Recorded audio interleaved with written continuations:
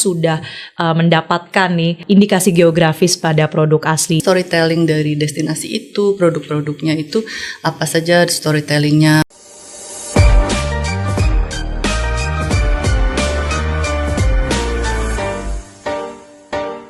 Nah, kalau kembali lagi ke indikasi geografis, kalau kemudian sudah mendapatkan nih indikasi geografis pada produk asli daerah, itu dampaknya seperti apa sih Pak kalau secara ekonomi?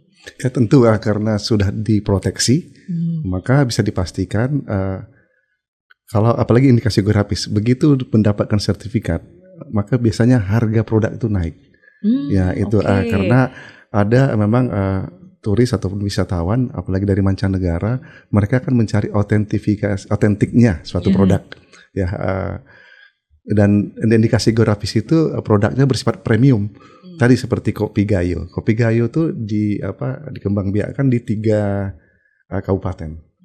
Artinya tidak boleh ditanam di tempat lain karena sudah menjadi indikasi geografis, melekat faktor alam di sana dan faktor manusia. Sehingga kalau mau mencari secara otentik bagaimana cara bercocok tanam, menikmati langsung di daerah itu, ya harus ke sana, harus ke Gayo. Sehingga memang petani pun akan naik skala ekonominya dan terlindungi produk-produknya. Jadi kita juga dari Jenkai atau Kementerian Hukum punya program kawasan wisata berbasis kekayaan intelektual. Jadi kita dorong juga nih agar masyarakat paham kekayaan intelektual dan masyarakat lebih mengenal tentang produk-produk yang sudah terlindungi dengan kekayaan intelektual. Menarik ya, jadi itu memang ada nilai ekonominya juga yang didorong dengan mendaftarkan indikasi geografis. Nah, bicara soal memilih produk asli daerah, ternyata memang ini sejalan nih Pak dan Bu dengan hasil polling kita lihat ya. Jadi sebelumnya kita sudah melaksanakan polling teman-teman di media sosial. Ini pertanyaannya adalah, pernah nggak kamu sengaja pilih produk karena label asli daerahnya? Nah, ternyata ini hasilnya sebetulnya cukup positif ya. Kalau kita lihat ini ada kurang lebih ada total 86% yang memang memilih untuk membeli suatu produk karena label keaslian dari daerahnya. Baik itu yang memang selalu membeli produk asli ataupun sering dan juga mungkin hanya sesekali, tapi mungkin masih ada PR-nya nih Bu dari 13% yang tidak pernah membeli produk asli daerah. Mungkin tanggapannya dari Bu Menteri seperti apa? 25% selalu dan sering itu kan berarti 50% tuh Pak ya. Iya. Dan kadang-kadang ya mayoritas berarti ini ke daerah untuk mencari produk asli. Ini bagus banget, berarti sudah memang destinasi itu melekat dengan interest untuk mencari produk gitu. Wisatawan lebih senang mencari produk asli daerah tersebut. Saya sih menyambut baik ini dan mungkin yang kadang-kadang dan nggak pernah ini harus dipromosikan lebih baik lagi supaya jadi lebih tinggi lagi hasilnya. Ya. Iya, kalau menurut Pak Herman seperti apa Pak? Ya, jadi tadi indikasi geografis kan karena karakteristik, kualitas dan reputasi, ada uniqueness di sana. Jadi memang kita harus mengenalkan khususnya kepada generasi Z ya. Kita punya kekayaan yang luar biasa. Indonesia tuh mega biodiversity. Nomor 1 tuh Brazil, nomor 2 Indonesia. Luar biasa kita. Jadi ini kita harus mengenal lebih jauh lagi tentang produk-produk asli unggulan daerah yang sudah terdaftar khususnya dengan indikasi geografis. Karena tadi kalau Indonesia mau memenangkan persaingan global, menurut saya kita harus fokus di indikasi geografis karena dia terbatas, limited, bukan mass production. Tadi kalau misalnya tenun Donggala, dia hanya ada di Donggala.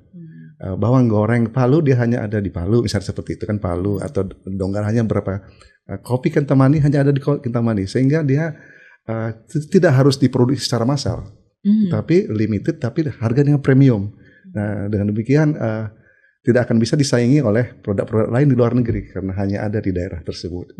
Maka tadi Ibu Menteri bilang wisata berbasis community based ini sangat-sangat menarik storytellingnya karena ada karakteristik dan keunikan. Oke. Nah, Bu Menteri pernah ada cerita nggak sih Bu ketika Ibu pasti banyak nih ya ketika Ibu mungkin mempromosikan Indonesia ke luar negeri, kemudian ada 1 atau 2 produk dari Indonesia yang memang sangat melekat di hati orang-orang di luar sana. Batik ya, batik dan tenun juga. Nah, contohnya nih saya memakai batik waktu saya jalan-jalan ke Desa Wukirsari, ini di Yogyakarta. Nah, desa itu menang UN Tourism Award, Bu ya. Jadi di sana wisatawan bisa belajar membatik dan membeli batik-batik. Nah, waktu kami juga ke Osaka untuk Osaka Expo, kami memasang satu lantai itu tenun dari berbagai daerah Indonesia, dan di situ kami berikan cerita storytellingnya dan buatan daerah mana begitu. Jadi di sana mereka sangat terkesan dengan tenun kita, wastra kita begitu. Jadi ini menjadi experience yang unik, dan menurut saya untuk berkelanjutan kami akan bawa pameran-pameran wastra ke luar negeri, di mana kami akan pergi misalnya ke Expo di Berlin, di London nanti, dan negara-negara, even ke India juga kami bisa bawa. Jadi ada satu wall yang ada wastra, indikasi geografisnya, dan juga kita selalu menyuguhkan kopi, tea, dan juga jamu. Iya, kopi kita itu dari Sabang sampai Merauke ada ya, Bu. Gimana kalau di luar sana itu kopi Indonesia bahkan menjadi salah satu beans yang memang jadi pilihan ya, ibaratnya lebih mahal gitu kalau mau pakai biji kopi dari Indonesia.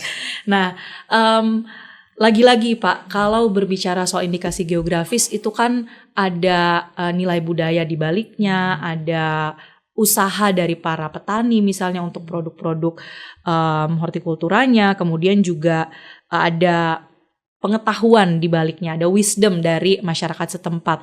Nah, kalau kemudian itu diklaim, gimana sih Pak caranya supaya kita bisa memperjuangkannya, supaya itu tetap menjadi milik suatu daerah di Indonesia?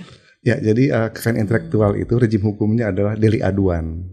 Ya, jadi ketika sudah didaftarkan atau dicatatkan di Direktorat Jenderal Kekayaan Intelektual, maka apabila ada yang meniru, mencontoh, membajak segala macam, maka si pemilik hak harus mengadukan.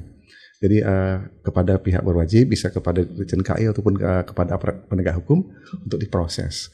Dan sanksinya juga cukup berat ya, karena pasal 101 Undang-Undang Nomor 20 Tahun 2016 itu 4 tahun penjara dan denda sampai 2 miliar bagi mereka yang meniru suatu produk, kemudian juga yang memperdagangkan produk yang ditiru itu 4 tahun penjara dan atau denda sampai 200 juta.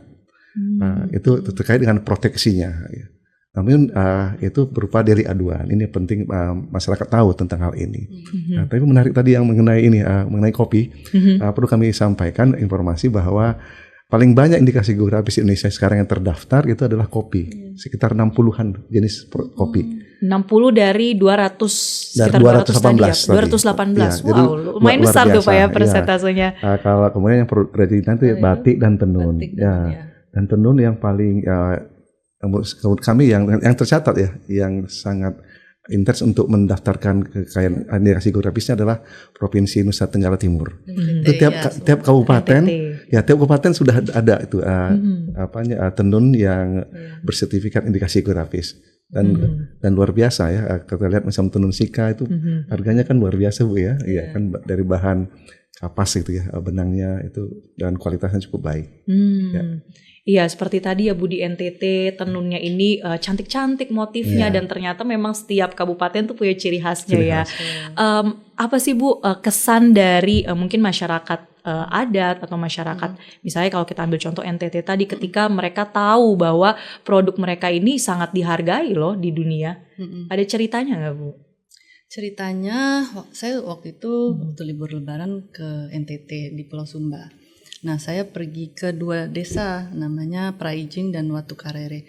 Di sana ibu-ibu itu sangat senang dengan wisatawan gitu ya, mengajarkan ceritanya bagaimana sih membuat, dan kami juga ada experience di sana bagaimana membuat warnanya, memintal kapas dan menenunnya gitu. Dan mereka sangat welcome untuk menceritakan prosesnya dan filosofinya gitu ya. Nah, karena itu menjadi terkenal dari wisatawan mancanegara yang high net worth atau mempunyai daya beli tinggi. Contohnya di Sumba itu ada hotel Nihi Sumba yang sudah baru saja menerima 3 key Michelin Keys, 3 star ya, 3 keys. Nah, ini karena mereka terkenal untuk experience-nya yang otentik dan dekat juga dengan desa-desa wisata, di mana ada experience mengenal tenun dan juga belajar beberapa hal mengenai arsitektur dan kultur di sana. Jadi ini sangat penting storytelling, lagi-lagi storytelling dan indikasi geografis itu penting sekali untuk mempromosikan pariwisata. Jadi kita harus kolaborasi bersinergi. Iya.